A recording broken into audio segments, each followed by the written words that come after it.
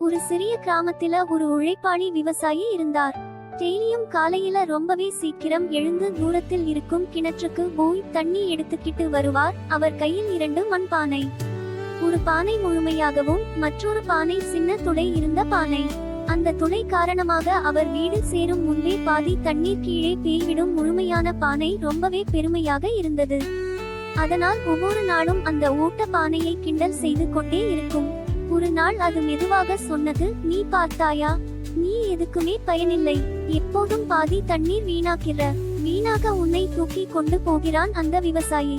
அந்த ஓட்ட பானை சத்தமில்லாமல் அமைதியாக இருந்தது. ஆனால் மனசுக்குள் ரொம்பவே வருத்தம்.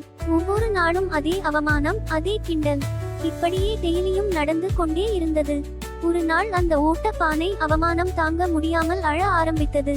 அது மெதுவாக விவசாயியிடம் சொன்னது, என்னை மன்னிச்சிடுங்க ஐயா, நான் உடைந்த பானை, எனக்குள் ஓட்டை இருக்கு, நான் தினமும் பாதி தண்ணியை தான் கொண்டு வரேன், நீங்க இவ்வளவு கஷ்டப்பட்டு என் தண்ணியை பாதி எடுத்துட்டு போறீங்க, நான் பயனில்லாதவன் மாதிரி இருக்கு, மன்னிச்சிடுங்க என்று கூறியது. விவசாயி சிரித்துக் கொண்டே மெதுவாக சொன்னார், அதுக்காகத்தான் நீ வருந்துகிறாயா, கவலைப்படாதே, நாளைக்கு உனக்கு ஒரு விஷயம் காட்டுகிறேன், அப்போது நீ இனிமேல் உன்னை ஒருபோதும் பயனில்லாதவனாக நினைக்க